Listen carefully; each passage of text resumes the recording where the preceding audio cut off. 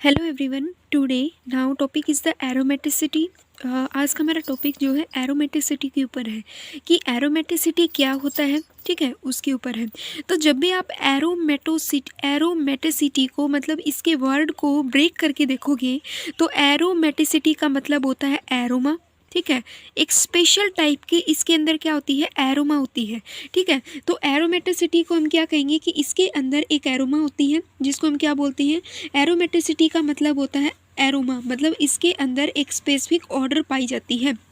ठीक है, इसकी डेफिनेशन अगर हम देखें एरोमेटिसिटी की तो मोस्टली जो बेंजीन होता है, बेंजीन एक एरोमेटिक कंपाउंड होता है। इस far excellence few compound possess benzene like property को शो करते हैं। ठीक है, एरोमेटिसिटी में क्या होता है कि एक स्पेसिफिक ऑर्डर होती है, उसी को ही हम एरोमेटिसिटी बोलते हैं। ठीक है, नहीं उसके अंदर ऐसी मतलब कुछ स्पेसिफिक ऑर्डर पाई जाती है, उसके कारण भी हम उसको एरोमेटिसिटी बोलते हैं।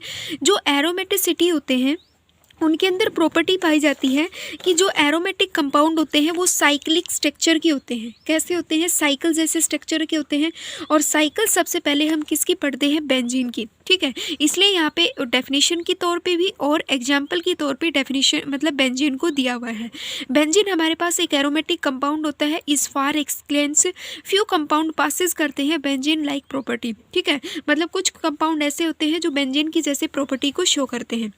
ठीक है, प्रॉपर्टी की अगर हम बात देखें तो एरोमेटिक कंपाउंड साइक्लिक स्ट्रक्चर के होते हैं और इनके अंदर क्या होता है, कॉन्जुगेट होते हैं। मतलब ये एरोमेटिक कंपाउंड आर कॉन्जुगेट होते हैं पाई और सिग्मा बॉन्ड से। ठीक है, जैसे कि हमने देखा होता है कि कार्बन जो होता है किसी भी जब हाइड्रोजन से बॉन्ड बनाता है तो वो या तो सिग्मा बॉन्ड फॉर्म करेगा। ठीक है, वो पहले क्या करेगा, सिग्मा बॉन्ड करेगा। अगर उसमें डबल बॉन्ड आ जाता है तो वहाँ पे पाई बॉन्ड भी आ जाता है। ठीक है, ऐसे ही ट्रिपल बॉन्ड आएगा तो सिग्मा पाई सिग्मा ऐसे बॉन्ड की फॉर्मेशन होती है। तो सेम ऐसे ही बताया गया है कि एरोमेटिक कंपाउंड साइक्लिक स्ट्रक्चर के होते हैं, एरोमेटिक कंपाउंड कॉन्जुगेट होते हैं, पाई और सिग्मा बॉन्ड से क्या होते हैं, बंधे हुए होते हैं। एरोमेटिक कंपाउंड जो होते हैं वो मतलब नॉन पोलर होते हैं। नॉन पोलर का मतलब होता है वाटर के अंदर घुलनशील नहीं होते हैं, इमिसिबल होते हैं वाटर के अंदर। एरोमेटिक कंपाउंड जो होते हैं वो हाईली स्टेबल होते हैं due to low heat of hydrogenation के कारण, और ये मोस्टली अनरिएक्टिव होते हैं। ठीक है, और इनके अंदर जो स्ट्रक्चर पाई जाती है वो प्लेनर स्ट्रक्चर होती है।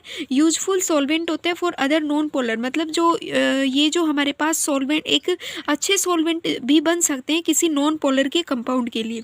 जब आप किसी भी बेंजीन को दो हाइड्रोजन के साथ रिएक्ट करवाओगे तो वहाँ पे जो हाइड्रोजनेशन बनेगी मतलब लो हीट ऑफ हाईली स्टेबल होती है, लो हीट हाइड्रोजनेशन आएगी।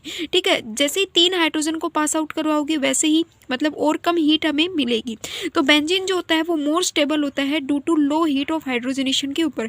आप इस लाइन को भी लिख सकते हो। ठीक है, ये तो हमारे पास क्या था, जनरल इंट्रोडक्शन था कि एरोमेटिसिटी क्या होती है। अब हम देखेंगे types of the aromatic. Aromatics जो होते हैं वो मेनली 3 टाइप के होते हैं, एरोमेटिक, एंटी एरोमेटिक और नॉन एरोमेटिक। एंड एरोमेटिक में क्या होता है कि एरोमेटिक हम किसे बोलते हैं, मतलब ये जो होते हैं साइक्लिक स्ट्रक्चर के होते हैं, प्लेनर होते हैं और कम्प्लीटली कॉन्जुगेट्स होते हैं। मतलब इनके अंदर भी कम्प्लीटली कॉन्जुगेट का मतलब क्या होता है, sigma, they are completely conjugate होते हैं सिग्मा और पाई बॉन्ड से ये क्या होते हैं, कम्प्लीटली कॉन्जुगेट होते हैं। और ये जो है हक्कल रूल को फॉलो करेंगे। हक्कल रूल क्या होता है, 4n प्लस में 2 और पाई इलेक्ट्रॉन। ये हक्कल रूल हमें बताता है कि किसी भी नंबर ऑफ रिंग के अंदर कितने इलेक्ट्रॉन्स पाए जाएंगे उसके बारे में हमें बताता है। तो हक्कल रूल मतलब हम एरोमेटिक के अंदर नंबर ऑफ रिंग कहाँ से लेंगे, n इज इक्वल टू 0 से 1 से 2 से 3 से n 4 से लेंगे। जब हमने मान लो अगर हमारा नंबर ऑफ रिंग 0 है तो n की जगह यहाँ पे क्या है 4 और n की जगह हम 0 पुट करेंगे और प्लस में 2, तो ये कितना हो जाएगा, हमारे पास 2 आ जाएगा। ठीक है, अगर हम 4 n की जगह 1 को पुट करेंगे तो प्लस में 2, तो यहाँ पे कितना आ जाएगा 4 और प्लस में 2 कितना हो जाएगा 6 होगा। ठीक है, कितना होगा 6 इलेक्ट्रॉन। अगर कोई भी रिंग नहीं होगी तो वहाँ पे सिर्फ और सिर्फ 2 इलेक्ट्रॉन पाए जाएंगे। अगर नंबर ऑफ रिंग 1 है, ठीक है, नंबर ऑफ रिंग कितनी है 1 है, तो वहाँ पे 6 पाई इलेक्ट्रॉन, 6 कितने होंगे 6 पाई इलेक्ट्रॉन पाए जाएंगे। अगर वहाँ पे नंबर ऑफ रिंग कितनी है 2 है तो 2 और प्लस में यहाँ पे क्या हो जाएगा 2, तो 8 और 10, तो यहाँ पे कितने होंगे 10 पाई इलेक्ट्रॉन्स पाए जाएंगे।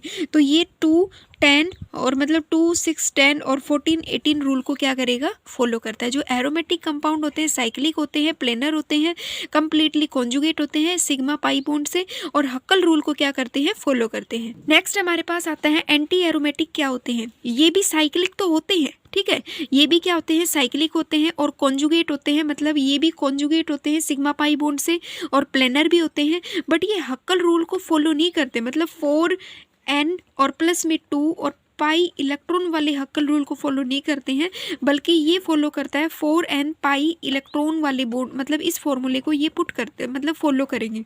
यहाँ पे नंबर ऑफ रिंग किससे शुरू होगी, 1 से शुरू होगी, वहाँ पे किससे शुरू हुई थी, 0 से शुरू हुई थी, ठीक है। तो यहाँ पे हम डालेंगे n इज इक्वल टू 1, जब हम डालते हैं तो 4 पाई इलेक्ट्रॉन आएगा, 2 डालेंगे तो 8 पाई इलेक्ट्रॉन, 3 डालेंगे तो 12, 4 डालेंगे तो 16, ऐसे निकलेगा, ठीक है। जैसे कि अब हमने यहाँ पे लिया हुआ है ब्यूटाडाइन, तो इसमें क्या कैसे पता करेंगे कितने, वैसे तो हमें खुद पता है कि इसमें 2 बॉन्ड है, एक बॉन्ड ये, एक बॉन्ड ये, तो कितने इलेक्ट्रॉन होंगे, 2 और 2, 4 इलेक्ट्रॉन है, तो हमारे पास नंबर ऑफ रिंग कितनी है, 1 है। और इस फॉर्मूले के अंदर जब हम पुट करेंगे तो हम कहेंगे कि ये 4 पाई इलेक्ट्रॉन है, तो मीन्स यहाँ पे ये क्या होता है, एंटी एरोमेटिक को फॉलो करेगा, ठीक है।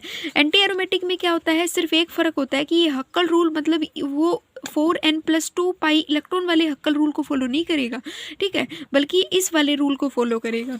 अब यहाँ पे ये क्या होते हैं, मतलब अगर यहाँ पे कितनी रिंग दी हुई है, 3 रिंग दी हुई है, 1 2 3, तो हम पहले इनको काउंट नहीं करेंगे, इन इलेक्ट्रॉन्स को।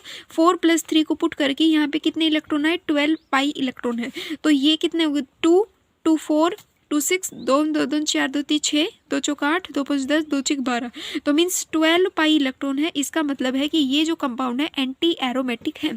नॉन एरोमेटिक में क्या होता है कि ये नॉन साइक्लिक होते हैं, मतलब साइकिल जैसी चेन नहीं बनाते, इनके अंदर ओपन चेन होती है, नॉन प्लेनर होते हैं, और ये कोई भी क्या किसी भी प्रकार के किसी भी रूल को फॉलो नहीं करते हैं। नॉट कम्प्लीटली कॉन्जुगेट, इनमें कोई मतलब पूर्णतः कोई सिग्मा पाई बॉन्ड अच्छे से फॉलो नहीं होता है, मतलब कम्प्लीटली कॉन्जुगेट नहीं होता है। और यहाँ पे क्या होता है, sp3 हाइब्रिडेशन ये शो करेंगे, उस टाइम पे ये आता है। जैसे कि आप डिफरेंस में भी देख सकते हो, एरोमेटिक क्या होते हैं, साइक्लिक होते हैं, ये भी साइक्लिक होते हैं, बट ये क्या होते हैं, असाइक्लिक होते हैं। ये प्लेनर होता है, ये भी प्लेनर होता है, बट ये नॉन प्लेनर होता है, ठीक है। ये 4n + 2 पाई इलेक्ट्रॉन वाले हक्कल रूल को फॉलो करता है, और ये 4n पाई इलेक्ट्रॉन वाले रूल को फॉलो करता है। ये किसी भी रूल को फॉलो नहीं करता है, बल्कि इसमें क्या होता है कि जो ओड इलेक्ट्रॉन होता है वो डीलोकलाइज होता है, ठीक है। मतलब एक ऐसी रिंग और ऐसी रिंग में ही डीलोकलाइजेशन होती है, वैसे इसमें कोई स्पेशल टाइप की डीलोकलाइजेशन नहीं होती है। यहाँ पे इलेक्ट्रॉन का डीलोकलाइजेशन होता है, इसमें भी होता है। इलेक्ट्रॉन का डीलोकलाइजेशन होता है हक्कल रूल के अंदर, हम फॉलो करके मतलब इलेक्ट्रॉन्स को निकाल लेंगे। इसमें 4 पाई 8 पाई 12 पाई 16 पाई इलेक्ट्रॉन्स को हम निकाल लेंगे, और इसके अंदर कोई भी रूल फॉलो नहीं होगा, क्योंकि इलेक्ट्रॉन जो है वो जल्दी से मतलब क्या होते हैं, डीलोकलाइज नहीं हो पाते हैं। तो ये हमारे पास था डिफरेंस। अब हम करते हैं delocalisation and delocalisation of chemical bond क्या होता है। लोकलाइजेशंस का मतलब होता है इलेक्ट्रॉन चार्ज नोट डिस्ट्रीब्यूशन। मतलब लोकलाइजेशन का मतलब होता है कि जैसे कि मान लो हमारे पास कोई ए मोलिक्यूल है, कोई बी मोलिक्यूल है, तो इन दोनों के अंदर क्या हो जाए, इलेक्ट्रॉन की शेयरिंग हो जाए, तो इसको तो हम बोलेंगे लोकलाइजेशन। इसको हम क्या बोलेंगे, लोकलाइज्ड बोलेंगे, ठीक है। इसमें हम क्या बोलेंगे कि द शेयरिंग होता है इलेक्ट्रॉन का आर लिमिटेड होता है, मतलब ओनली 2 एटम के बीच में ही शेयरिंग होगा। मतलब लोकलाइजेशन इसे ही कहते हैं कि दो एटम के बीच में जो शेयरिंग होती है ना इलेक्ट्रॉन की, उसे ही हम क्या बोलते हैं, लोकलाइज्ड बोलते हैं। बट डी लोकलाइजेशन में क्या होता है कि शेयरिंग जो होती है इलेक्ट्रॉन की नॉट टेक प्लेस बिटवीन किन्हीं 2 एटम के बीच में नहीं होती है, बल्कि 2 से ज़्यादा के अंदर इलेक्ट्रॉन की शेयरिंग होती है। मतलब इसके अंदर इलेक्ट्रॉन्स की शेयरिंग आर नॉट लिमिटेड नहीं होती है, मतलब sharing of electron are not limited. जैसे कि हमें पता है, जैसे कि मान लो ये कोई मतलब ये कोई ए मोलिक्यूल है, ये कोई बी मोलिक्यूल है, इसने सिर्फ एक दूसरे के अंदर ही मतलब बॉन्ड को इलेक्ट्रॉन्स को क्या किया है, शेयर किया है। अगर यही किसी और के साथ भी शेयर करे, ये किसी और के साथ शेयर करे, तो ऐसे क्या बन जाती है, एक साइकिल की फॉर्म हो जाती है। ऐसे क्या होती है, साइकिल की फॉर्म होती है। तो यही डी लोकलाइजेशन कहता है कि लोकलाइजेशन में तो जो इलेक्ट्रॉन का शेयरिंग होता है वो लिमिटेड होता है, सिर्फ 2 मॉलिक्यूल के बीच में ही होगा। बट डी लोकलाइजेशन में क्या होता है, इलेक्ट्रॉन की जो शेयरिंग होती है वो लिमिटेड नहीं होती है, वो एक से ज़्यादा मतलब 2 से ज़्यादा मॉलिक्यूल के बीच में होती है। वहाँ पे कोई भी अगर मॉलिक्यूल बनेगा वो कॉम्प्लेक्स बनना शुरू हो जाता है। ठीक है, यहाँ पे शेयरिंग होती है इलेक्ट्रॉन की किन्हीं दो के बीच में होता है। ठीक है, लिमिटेड शेयरिंग होती है किन्हीं दो मॉलिक्यूल के बीच में होगा। Molecules of electron are not stable. इस कंडीशन में जो मॉलिक्यूल्स होते हैं स्टेबल, वो क्या होते हैं, स्टेबल नहीं होते हैं। यहाँ पे क्या होती है, sharing pair of electron more than 2 atom से ज़्यादा में होता है। इलेक्ट्रॉनिक चार्ज जो होता है, जो चार्ज होता है ना अंदर, वो क्या होता है, डिस्ट्रीब्यूशन होता है। मतलब इलेक्ट्रॉनिक चार्ज जो है वो बढ़ता जाता है, फैलता जाता है। जैसे कि हमने लिया, ये कोई स्ट्रक्चर ली है, इसको हम बोलेंगे 12 क्रोन 4 ईथर बोलते हैं। ठीक है, यहाँ पे इलेक्ट्रॉनिक इस कंडीशन में क्या होता है, लोकलाइजेशन बॉन्ड में क्या होता है कि इलेक्ट्रॉन चार्ज जो होता है वो नोट डिस्ट्रीब्यूशन, वो फैलता नहीं है। जैसे कि डीलोकलाइजेशन में फैलता है वैसे इसमें नहीं फैलता है। ठीक है, ये हमारी लोकलाइजेशन और डीलोकलाइजेशन के ऊपर वीडियो थी। आई होप आपको ये अच्छी लगी होगी, तो प्लीज़ इसे लाइक कीजिएगा, शेयर कीजिएगा एंड सब्सक्राइब कीजिएगा।